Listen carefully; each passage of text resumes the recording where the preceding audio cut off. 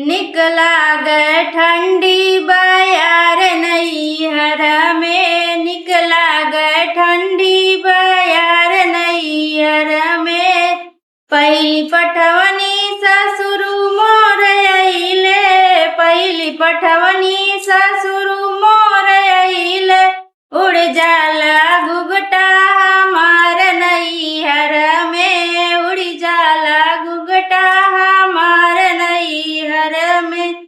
निकला गए ठंडी बयार नैहर में, निकला गए ठंडी बयार नैहर में। दूसरी पठवनी जेठ मोरा अइले, दूसरी पठवनी जेठ मोरा अइले। छू जाला दहिया हमार नैहर में, छुआ जाला दहिया हमार नैहर में। निकला गए ठंडी बयार नैहर में, निकला गए ठंडी बयार नैहर में। तीसरी पठवनी देवर मोर अइले, तीसरी पठवनी देवर मोर अइले।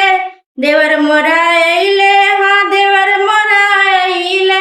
लड़ जाला नैना हमार नैहर में, लड़ जाला नैना हमार नैहर में। निकला गए ठंडी बयार नैहर में, निकला गए ठंडी बयार नैहर में।